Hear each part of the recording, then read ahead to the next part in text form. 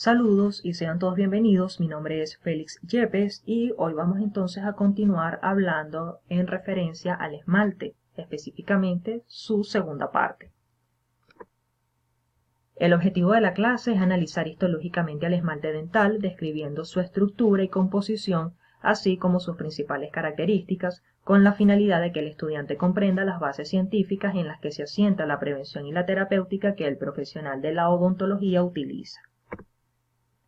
Vamos entonces a repasar un poco lo que vimos en la primera sesión.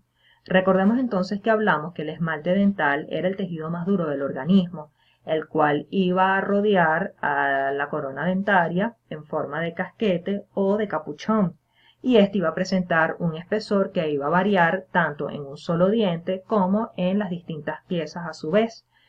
Este espesor del esmalte iba a ser mayor a nivel de lo que es el borde incisal o las cúspides de premolares y molares, y luego iba a descender o a decrecer hasta llegar a nivel de lo que es el margen cervical, donde iba a presentar menor espesor. Recordando entonces también que hablamos un poco de las propiedades físicas del esmalte, hablamos en referencia a su alta dureza, a su baja elasticidad, a su color, el cual iba a ser suministrado por la dentina, que es el tejido subyacente, y hablamos también de su translucidez, la cual iba a ser mayor de acuerdo a su grado de mineralización. También hablamos en referencia a su permeabilidad, la cual es baja. Sin embargo, hablamos que en estudios recientes se había demostrado que entonces tiene la existencia de poros submicroscópicos, los cuales permiten el paso de agua y de ciertas estructuras. Y a su vez también entonces hablamos de lo que es la radiopacidad, que esta es dada por su alto componente inorgánico y que esta nos permite entonces el diagnóstico a nivel de lo que son las radiografías dentales de lo que es la pérdida de sustancia calcificada. Luego también hablamos entonces en referencia a lo que es la composición química del esmalte, la cual va a estar formada por una matriz orgánica que comprende el 1% de ese esmalte, y esta matriz orgánica iba a estar formada por proteínas no colágenas. Hablamos también que presenta un componente químico representado por el agua con un 3%, y finalmente el mayor componente de este esmalte iba a estar dado por lo que es la matriz inorgánica con un 96%. Esta matriz inorgánica entonces iba a estar dada por lo que es el prisma del esmalte formado por cristales de hidroxiapatita. Este prisma del esmalte era una estructura que iba a tener una forma de hexagonal y que esta nos iba a dar entonces a lo que es la unidad estructural básica del esmalte, el cual es el prisma o varilla.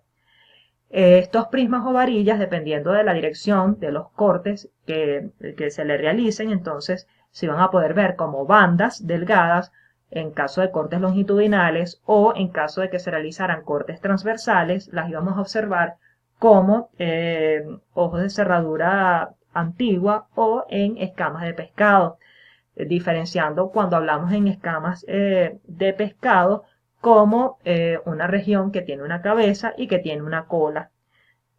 Finalmente también hablamos en referencia a lo que es el esmalte aprismático o avarillar, el cual no iba a adoptar ningún tipo de forma específica y que iba a formarse o a originarse por medio de dos mecanismos. Finalmente entonces los puntos que vamos a tratar en esta sesión van a ser, continuando con respecto a la estructura histológica del esmalte, vamos a hablar en referencia ahora a las unidades estructurales secundarias del esmalte, que son las US, y dentro de ellas entonces tenemos las estrías de Retzius, los penachos adamantinos o de Linderer, las bandas de Hunter-Schreger, el esmalte nudoso, la conexión amelodentinaria, los usos adamantinos, las periquimatías y líneas de imbricación de Picquerel, las fisuras y surcos del esmalte y las laminillas o microfisuras del esmalte. También vamos a hablar referente a lo que es la melogénesis, generalidades de la melogénesis, y vamos a hablar también del ciclo vital de los ameloblastos. Entonces, vamos a tener que las unidades estructurales secundarias del esmalte son aquellas estructuras que se van a originar a partir de las unidades estructurales primarias como resultado de varios mecanismos. El primero de ellos es el diferente grado de mineralización, y por este mecanismo van a surgir las estrías de Retzius, las periquimatías o líneas de imbricación de Picquerel y los penachos de Linderer.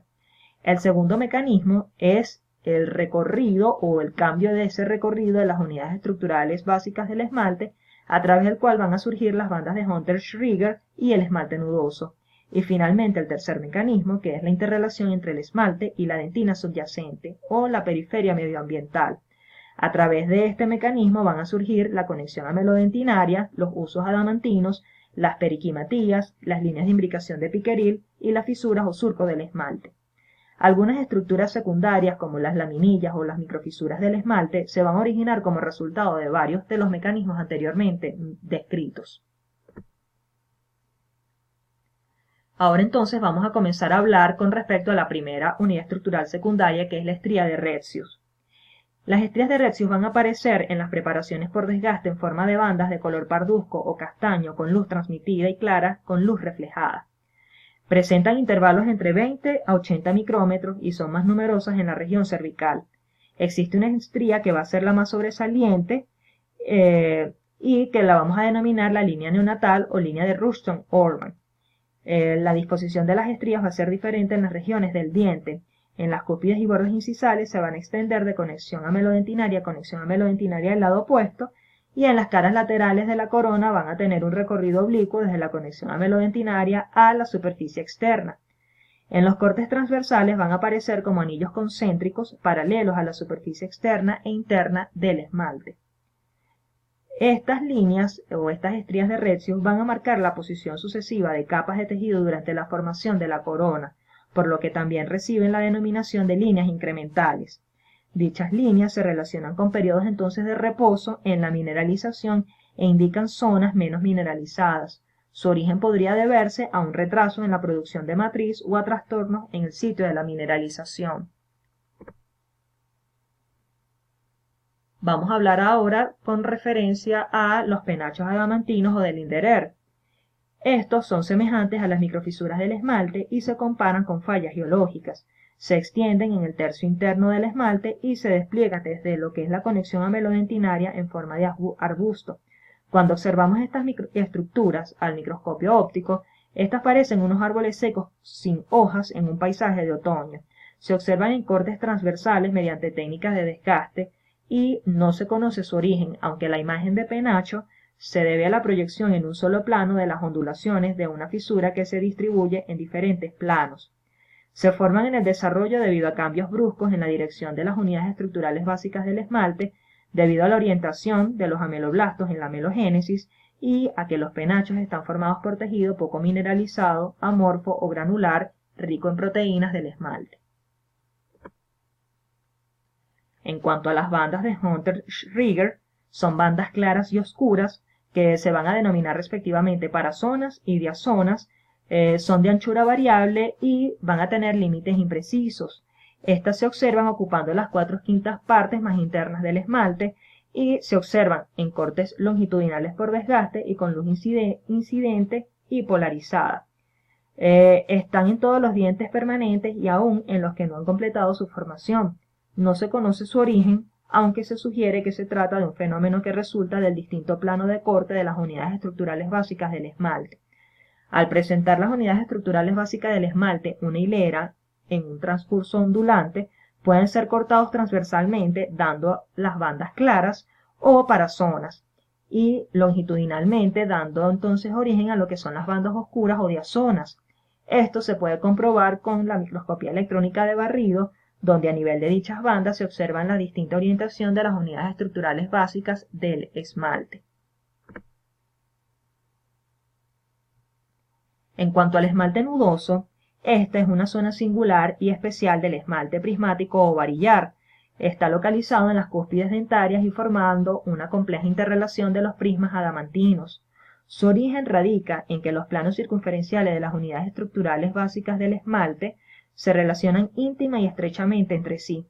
El entrecruzamiento de ellos va a aumentar lo que es la resistencia del esmalte y su origen se debe a que durante las primeras fases de la amelogénesis los ameloblastos se mueven hacia la periferia de manera irregular. Fíjense entonces en la primera imagen, que es una representación esquemática de este esmalte nudoso, cómo sería ese trayecto o ese recorrido que va realizando el ameloblasto a medida que va formando su matriz de esmalte hacia lo que es la periferia. La conexión amelodentinaria. Esta corresponde a la zona de relación entre el esmalte y la dentina y constituye un nivel estructural de retención decisivo para asegurar la retención firme del esmalte sobre la dentina. Esta unión no es un límite rectilíneo, sino que está constituida por concavidades o fosas pequeñas que dan una imagen festoneada en los cortes histológicos. El origen de la conexión amelodentinaria señala la ubicación de una lámina basal existente entre odontoblastos y ameloblastos antes de que comiencen los respectivos mecanismos de mineralización. El espesor se ha estimado en 11,8 micrómetros. Los usos adamantinos van a ser estructuras con aspecto de clavas irregulares que se encuentran a nivel de la conexión amelodentinaria. Son formaciones tubulares con fondo ciego que alojan en su interior a las prolongaciones de los odontoblastos. La mayoría de ellos solo contienen licor dentinario. Su orientación es similar a la del proceso odontoblástico del que provienen y no guardan relación con las unidades estructurales básicas del esmalte vecinas. Son perpendiculares a la conexión amelodentinaria y oblicuos respecto a las unidades estructurales básicas del esmalte. Vamos a hablar ahora referente a las periquimatías y líneas de imbricación de Picquerel. Estas están relacionadas con las estrías de Retzius por una parte y con la periferia por otra. Las líneas de imbricación son surcos poco profundos en la superficie del esmalte, generalmente en cervical, y dichos surcos son las estrías de Retzius pero observadas desde la superficie del esmalte. Entre los surcos, las superficies del esmalte forman unos rodetes denominados periquimatías. Fisuras o surcos del esmalte. Estas son invaginaciones de morfología y profundidad variable observadas en la superficie del esmalte de premolares y molares. Existen tres tipos morfológicos de fisuras. Vamos a tener tipo B, que presentan una entrada amplia y un estrechamiento progresivo hasta la base. Tipo I, que tienen una anchura constante a lo largo de la invaginación. Y tipo Y, que tienen una tendencia al estrechamiento desde la entrada y que es la unión de los dos tipos anteriores.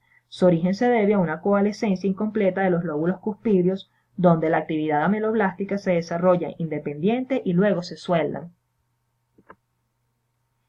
Y finalmente vamos a hablar entonces de las laminillas o microfisuras del esmalte, que son formaciones parecidas a fallas geológicas, finas y delgadas, que se extienden de forma rectilínea desde la superficie del esmalte hasta la dentina, e incluso pueden penetrarla. Se van a observar tanto en cortes longitudinales como en cortes transversales mediante técnicas de desgaste con microscopía óptica. Están constituidas por tejido poco o nada mineralizado y pueden clasificarse en tres tipos. Tipo A, cuando no sobrepasan el tercio medio del mismo, es decir, del esmalte. Tipo B, cuando llegan hasta la conexión amelodentinaria y son más profundas que las tipo A. Y finalmente las tipo C, que son aquellas que logran penetrar y atravesar la conexión amelodentinaria.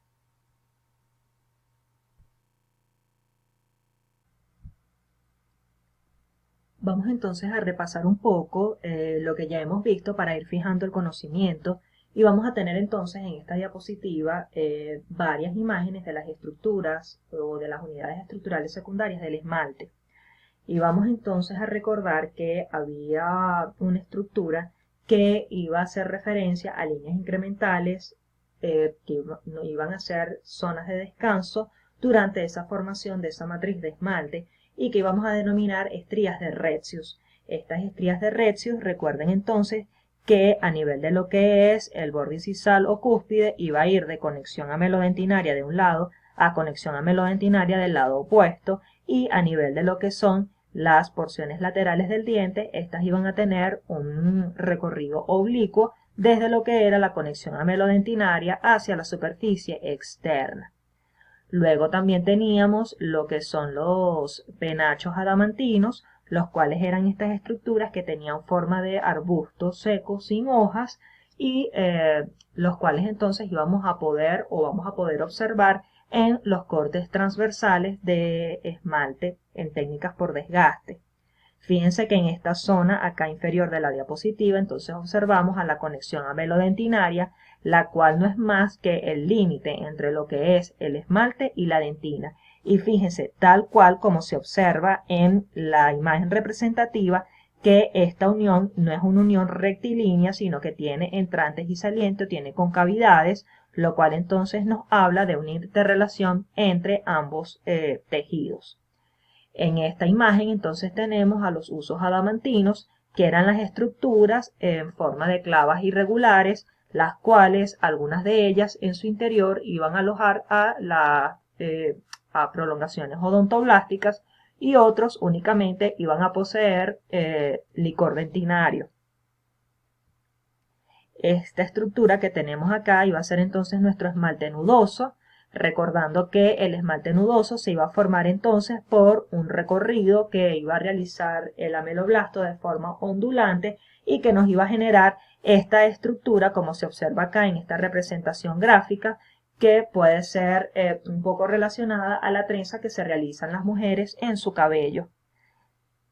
En esta estructura que tenemos acá abajo entonces tenemos las bandas de Hunter-Rieger, con sus bandas claras y oscuras, que son las oscuras denominadas diazonas y las claras denominadas parazonas. Recordando entonces que por la diferente ondulación que realiza el ameloblasto durante la formación del esmalte, cuando se realizan cortes, y estos son de forma longitudinal, entonces íbamos a tener a las bandas oscuras o parazonas, mientras que cuando se realizaban cortes transversales nos daban las bandas claras o parazonas. También íbamos a tener otras estructuras como por ejemplo las laminillas. Recordemos que entonces íbamos a tener tres tipos de laminillas. Estas laminillas son estructuras semejantes a fallas geológicas y los tres tipos de laminillas que teníamos eran la tipo A, cuando no llegaban o no sobrepasaban lo que era la mitad del esmalte. Teníamos las tipo B, que son aquellas que lograban llegar a la conexión amelodentinaria, y las tipo C, que son aquellas que lograban penetrar de la conexión amelodentinaria. Y también teníamos otras estructuras como por ejemplo los surcos y fisuras, los cuales se observan a nivel de lo que son los premolares y molares, y que también íbamos a encontrar de tres tipos. Íbamos a encontrar tipo B, cuando tienen una entrada amplia y que luego iban a ir estrechándose. Tipo I, cuando tienen un estrechamiento que va a ser uniforme a lo largo de toda la fisura. Y finalmente tipo Y, cuando tienen tendencia al estrechamiento, pero que finalmente resulta ser la unión de los dos tipos anteriores de fisuras. Ahora vamos a hablar entonces un poco referente a lo que es la amelogénesis, específicamente de sus generalidades. La amelogénesis es un mecanismo de formación, o es el mecanismo de formación del esmalte, el cual va a comprender dos etapas. La primera, que es la elaboración de la matriz orgánica extracelular, y la segunda, que es la mineralización casi inmediata de la misma, la cual conlleva formación, nucleación y elongación de los cristales, y eliminación de la matriz orgánica y maduración del cristal. Ambos procesos están íntimamente ligados en el tiempo, pero los vamos a considerar de forma independiente. Los ameloblastos se van a diferenciar a partir del epitelio interno del órgano del esmalte y van a alcanzar un alto grado de especialización. Durante la diferenciación se requiere la presencia de dentina. La diferenciación se va a iniciar en la región del borde incisal, siguiendo la dentina en desarrollo, y se va a propagar en dirección de las asas cervicales, hasta que las células del epitelio dental interno de la corona se transforman en ameloblasto.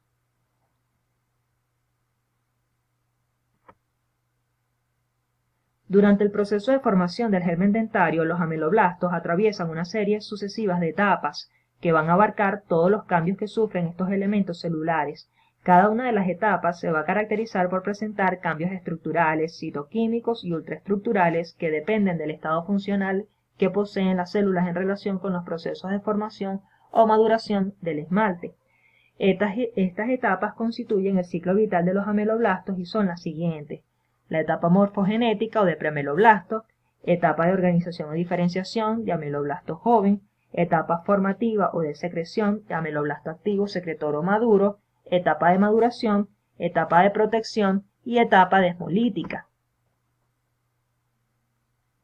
En la etapa morfogenética, que es la del preameloblasto, las células del epitelio dental interno van a interactuar con las células ectomesenquimáticas de la papila, determinando la forma de la corona.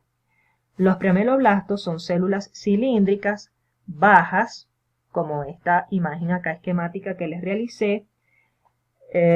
Van a tener un núcleo ovalado voluminoso que va a estar ubicado en la región central y que va a ocupar casi por completo el cuerpo celular. El aparato de Golgi y los centriolos, el aparato de Golgi representado por esta nube de color beige y los centriolos representados por estos rombos de color verde, van a estar localizados en el extremo distal de la célula.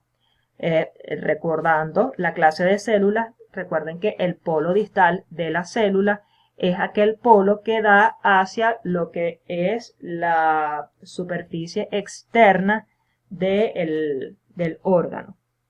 Es decir, no es el que da hacia la luz. Y vamos a tener entonces que las mitocondrias, representadas con los rayitos de color azul, van a estar distribuidas por todo el citoplasma.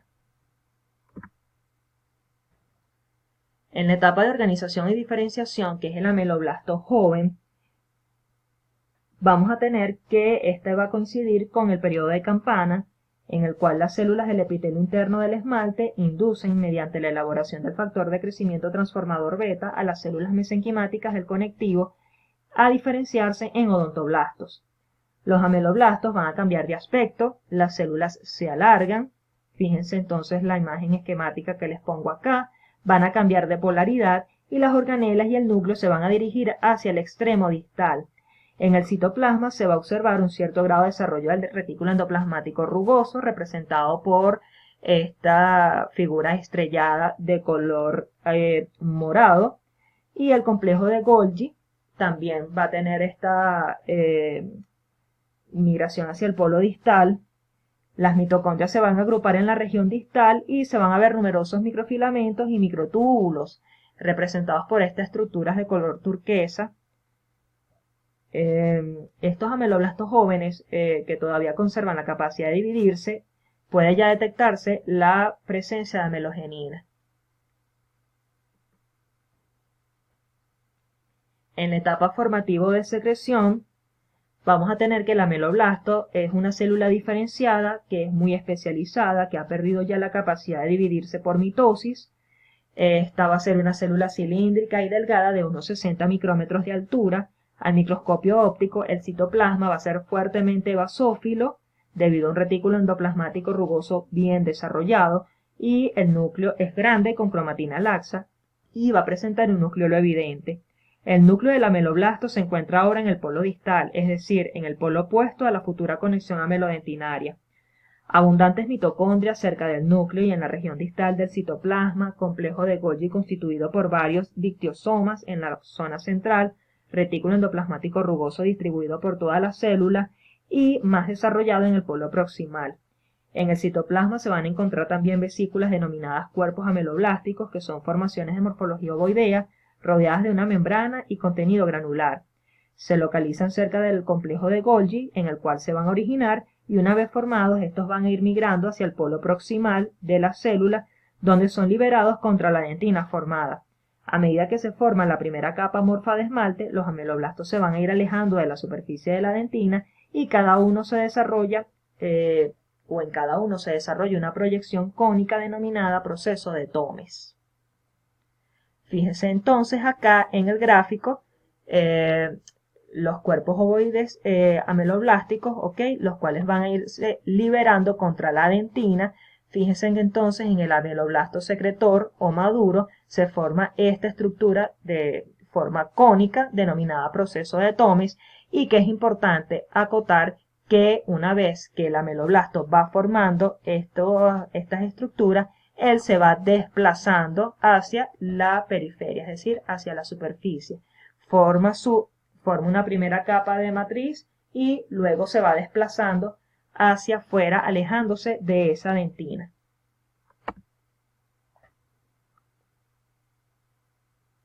En la etapa de maduración, se va a producir después de haber formado la mayor parte del espesor de la matriz de esmalte en oclusal o incisal. Los ameloblastos van a reducir ligeramente su tamaño, aumentan su diámetro transversal y su complejo de Golgi, mientras que su retículo endoplasmático rugoso disminuye de volumen. Las mitocondrias se van a situar en el polo proximal y el número de lisosomas y autofagosomas, con un contenido semejante al de la matriz orgánica del esmalte, aumentan considerablemente. El proceso de Thomes va a desaparecer y en el polo proximal surgen microvellosidades e invaginaciones tubulares semejantes a las del osteoclasto. En la etapa de protección, cuando el esmalte se ha mineralizado en su totalidad, el ameloblasto entra en un estado de regresión. Los ameloblastos dejan de estar organizados en una capa definida, ya no se distinguen de las células del estrato intermedio y se fusionan con el resto de las capas del órgano del esmalte. Las organelas disminuyen de volumen y el complejo de Golgi vuelve a su posición inicial en el polo distal.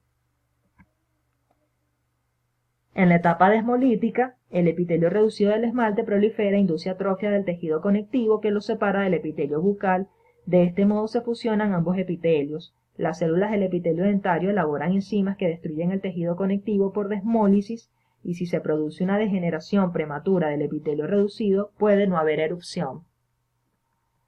Ahora les voy a dejar acá unas preguntas para que sean respondidas en el foro de esmalte. Las preguntas son: ¿qué son las unidades estructurales secundarias del esmalte y cuáles puedes mencionar? ¿Por medio de qué mecanismo se forman las unidades estructurales secundarias del esmalte?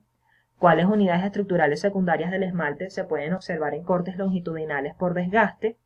¿Cuáles unidades estructurales secundarias del esmalte se pueden observar en cortes transversales por desgaste? Menciona el origen o la causa de formación de las unidades estructurales secundarias del esmalte que puedas recordar. ¿Qué es la melogénesis? ¿Cuáles son las etapas de la melogénesis? Y describe los cambios celulares que experimentan los ameloblastos en la melogénesis. Respondan estas preguntas y también cualquier pregunta que a ustedes se les ocurra o que tengan en mente. Es importante aclarar estas dudas en el foro. Entonces nos vamos a ver en el foro para entonces aclarar estas dudas y que puedan entender un poco mejor esta clase. Muchas gracias por su atención. Recuerden que la bibliografía es el libro Gómez de Ferrari. En la sesión anterior les había traído imágenes o fotografías del aula magna y en esta les traigo, a pesar de que ahorita estamos en una situación particular, estos son los espacios de la universidad que esperamos muy pronto podamos volverlos a recorrer y ustedes los puedan disfrutar. Hasta una próxima, muchachos, y saludos.